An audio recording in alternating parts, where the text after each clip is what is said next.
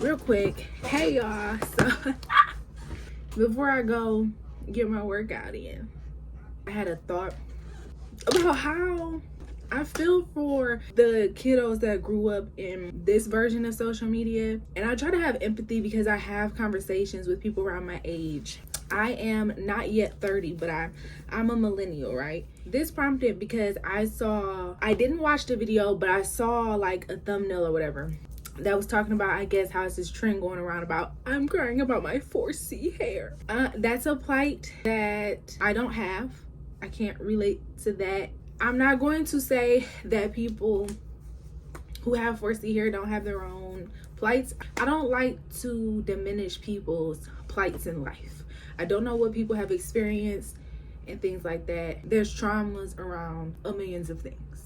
Okay, so I'm not saying that it's completely disingenuous to be on TikTok, because I don't have TikTok, so anytime I see any type of trends or anything on TikTok, or why it seems like I'm kind of in the know, is because like maybe a YouTuber would be talking about something that's going on social media or on TikTok. Okay, so I saw the whole 4C hair thing where people are crying about 4C hair, and of course you can't trust titles and headlines and stuff, but they're saying it's a trend. Now, this prompted me to talk about social media. Like, I want to bring a very empathetic outlook to it, where the internet is not real. I can't imagine growing up in the era of social media of now, where everything is like aestheticized, monetized, because that's what really made it what it is. So it's not very social. It is social, but it's more like this high level of irony, sarcasm, super curated. Of course, back when I was younger, there was some curation to it, but when I was in probably late middle school to high school and stuff, Tumblr, Instagram were just becoming super big, but you could still post what you were eating. Twitter was literally like, what are you doing? I'm sitting on a couch and my dog is like getting on my nerves. My dog just chewed my shoe. Like, very simple things. And you knew most of the people. You had the outliers of popular Tumblr girls, popular Tumblr guys, like you had those very few outliers of people who were extremely popular, right? So it was more social. And so now, since social media is more about it feeds more into capitalism and feeds more into brands and things like that, I can't imagine being a young person whose brain is still kind of malleable growing up on social media, because never in anything would I ever think to get on the internet and be like, my 4C hair, I'm crying about it. Like, if you've been here long enough, I've cried in certain videos. If you follow me, I don't give advice. I'm not a guru, none of that. I just share my experiences and I'll go about my day. And then you also see me, because I'm not afraid to cry. I don't think crying is like an inherent sign of weakness, but I also have not posted story times in a very long time, just because of how the internet is now, where I don't know, I'm more into like vlogging and I'd rather do book content kind of thing. But yeah, I want to offer some empathy on that side, where sometimes me as a millennial, again, I feel like I'm all over the place, but kind of just try to follow me here because it's a loose thought. I was talking to some of my peers and my friends and stuff, and people older than me, of course, be like, what the heck is going on? That's dumb. Why would they do that? But it's like, if you grew up in this particular era where these kids, I don't think they can really separate the internet from real life.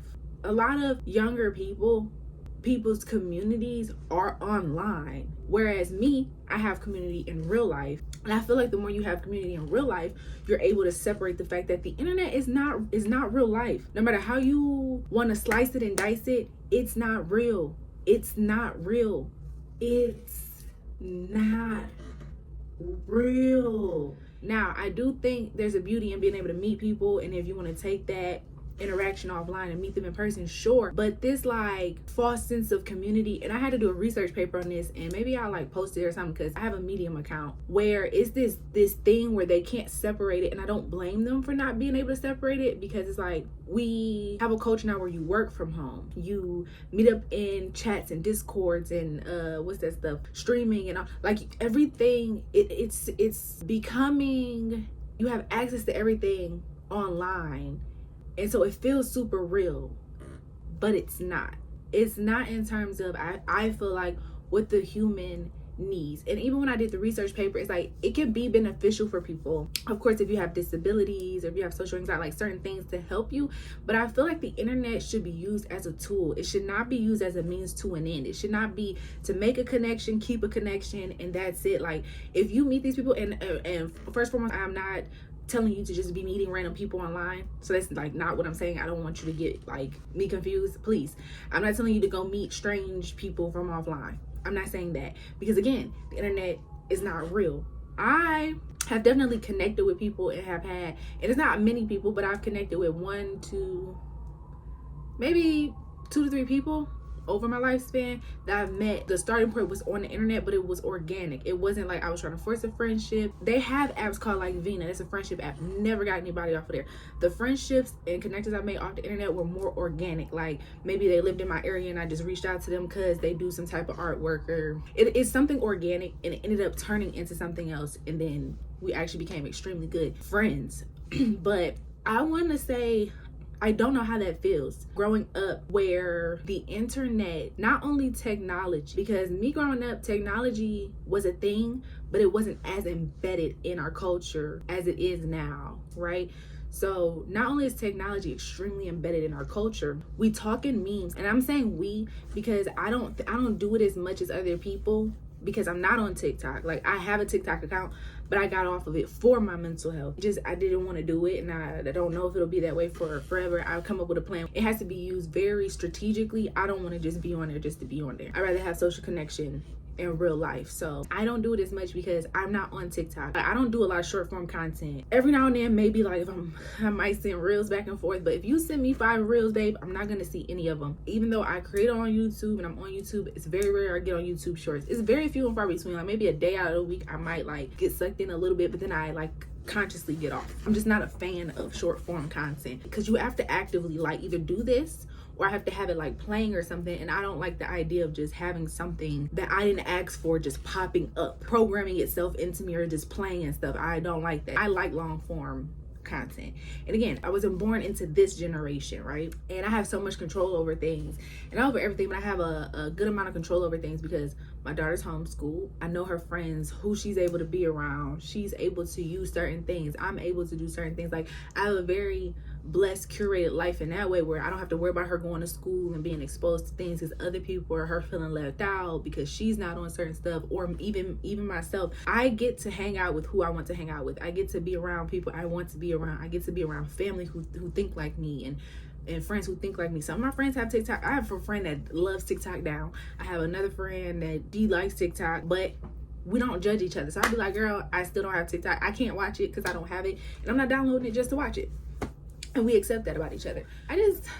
I feel for the kids. I think parents need to do a little bit better. Again, you can't, like, if your children are around other kids and they're gonna feel left out and all that stuff. I don't know how that feels either. My daughter doesn't go through that. I know that even when I was younger and Tumblr was more like a blog, and a lot of people didn't just use their real names. That's one. And then 2, I do know the effects that Instagram had when it came out and I was a teenager, and it didn't always have the best effect because it wasn't so much of a comparison to other people, I wouldn't say, but it was so much like looking at yourself, posting, like, and so I would say it could have been slightly addictive in that way, where you wanted people to see you a certain way and wanted to be perceived a certain way. But now we done put money into it and a lot of advertisement into it. It's completely different than what it used to be. And again, when I did my research paper, it does seem like there's an elimination of third spaces. We've gotten into this very individualistic kind of society and things like that. But I don't know. I feel like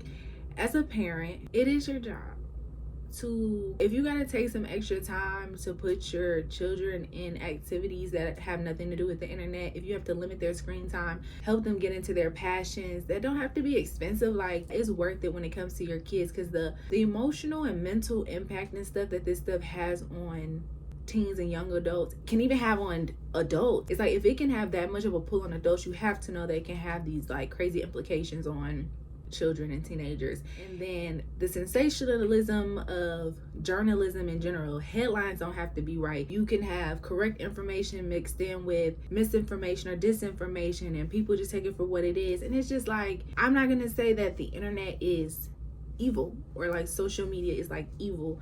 I will say you do need a balance though. You need a balance between are you clocked in with the culture, so to speak, you know, but also getting out and being in the real world and seeing how people really are, because you'll be very surprised that maybe with younger kids, since y'all are talking memes and all that stuff, it might come up a lot more.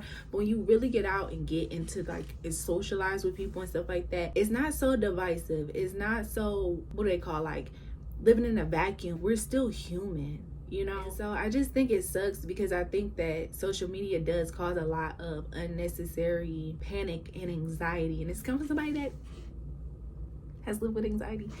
Unnecessary anxiety and fear, like picking up aesthetics or feeling like you have to be a certain way. And it's like the only time it's okay to be unique is if it's for some kind of profit or societal gain. Like, it's very weird. Letting social media aesthetics or the internet shape your personality is very odd. Now, I understand everything works together, whether it's the internet, your culture, your environment, the people you're around, movies, like it. I understand that, but take some time to get off, log off. Turn the TV off, turn the TV off. I don't even know that song. See, like that. I don't even know that song at all. I don't even listen to music like that. I don't even know that song, but I just said it, right?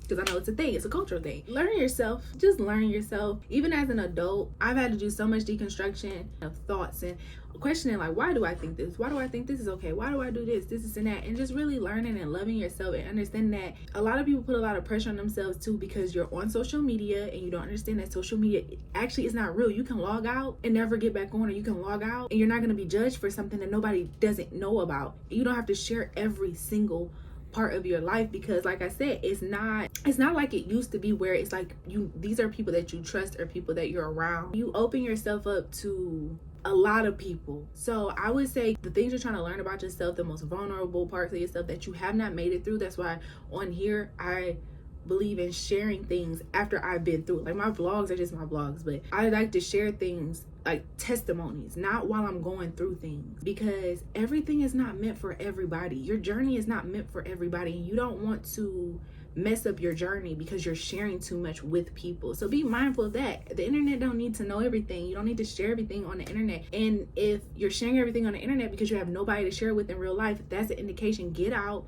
go meet people, have community. Start with your friends, your siblings. If you don't have a good relationship with your family, I'm sorry for that.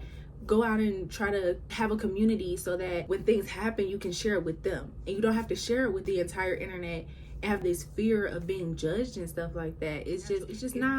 It's not beneficial to growth as human beings to be seen every second of every time and be picked apart for things. You know what I'm saying? Like, it's okay to do things poorly. Like, say you pick up a hobby and it's not about you perfecting it into being great. It's about you enjoying it.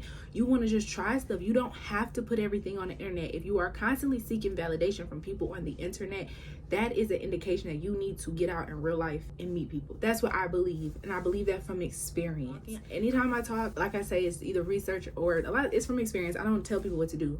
It's like, you don't have to do anything that I'm saying. But I wanted to say this because this is more of a compassion, empathetic talk, as people talk about young kids, like, get off the internet. But it's like, this is what y'all were kind of thrown into and cultivated in, and it's not the same social media that it was when we grew up. It's just not. Even if you only got 300, 400, 500, 1,000 followers, half of them you don't know, you don't talk to, which is fine. But social media back then literally used to be to connect with people you knew or friends of friends, things like that, outside of when you couldn't talk to them. Because we also went from having minute phones and stuff to now you can talk whenever you want to and FaceTime and all that stuff. So it's very different. I have a lot of compassion for y'all, but I'm telling you, the best thing you can do is to actually get out and live life.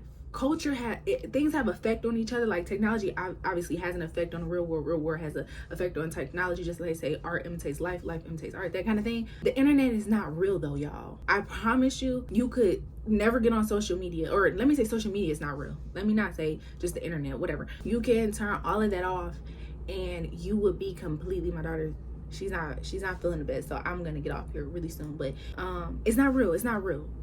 You can get off of here and still live a nice, full, beautiful life and share the experiences with people that you really love and enjoy, and learn and grow and learn yourself and I don't know. I just wanted to say that because I feel so much empathy for y'all, because sometimes people come down on them really hard. You got all these ideologies going around, all these gurus, all these people telling you what to do, all these aesthetics and all this stuff.